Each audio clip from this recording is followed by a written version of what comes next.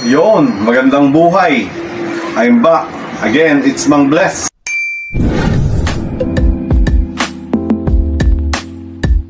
Para sa Real Talks.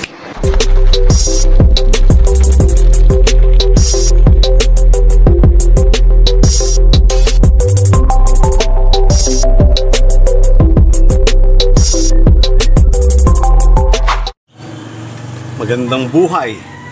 I'm back. It's Real Talk number 36 with Mang Bless. Yan. Ang word for today po natin ay planting o ang pagtatanim, no? Kasi kung bibigyan ko po kayo ng sa mga sitwasyon, lahat naman po ito logic po itong ginagawa ko para sa inyo. Kasi marami ng mga nagtuturo, kaya sa akin ay mga simpleng logic na lang dahil hinihimay na naman nila yung pagturo. Ako ay sa aking mga perception. Yan. Ipapakilala lang po ko sa inyo ang super to the super, ang Philippine record holder.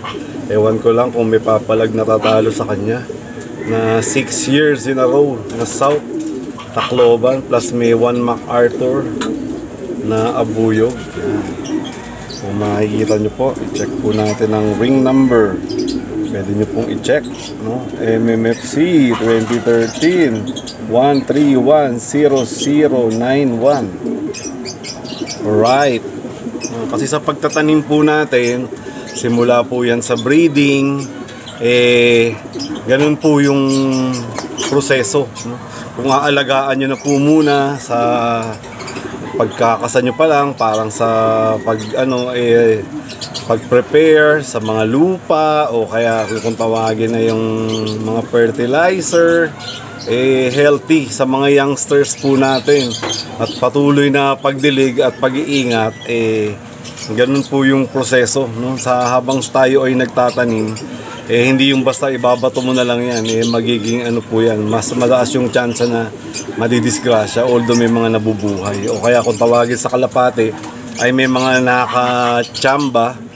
Pero iba yung pinaghirapan para regular po yung ating mga, kung tawagin nila ay consistency, no? Na magmula noon may ikikwento ka at may bago kang kwento palagi, hindi yung magmula noon may bagong kwento lang. Ganun po yung mga ano po sa logic sa planting, no? Kasi sa pagkakalapati po natin, tignan po natin yung mga kumbaga sa ano ng mga plants, no? Literal na lang yung araw, no? Kasi po ganun din sa ating pagkatao, sa ating pagtanim, kailangan puro kabutihan lang yung itanim natin, no? Kung mga kaligayahan lang. Minsan kasi iba nagtatanim, sama ng loob yung tinatanim, kaya anong ha-harvestin niya, 'di ba?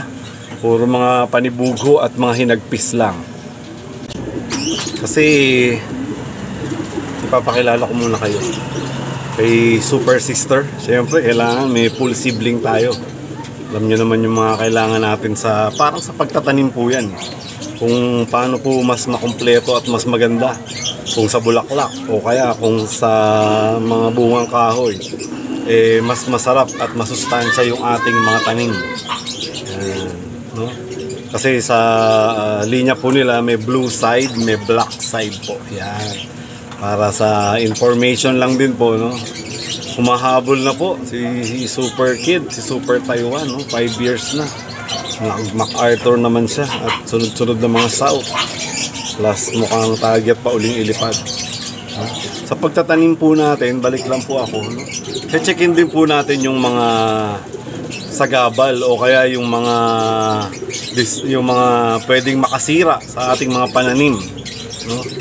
Yun po yung logic lang. Sa kalapati po, check-in po natin kung ano po yung magiging problema at magiging issues kapag ganito yung ginawa natin, no?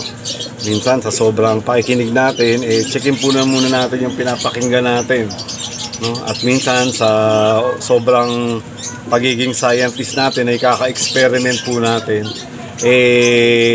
Sa pagtanim may experiment, ganoon din po, pero sinasuggest ko po yung experiment sa mga spare na ibon, wag yung during sa mga panglaban, no? At sa aking pagpapatuloy, pagtatanim, may mga nagre-request din po ng mga shoutout yan.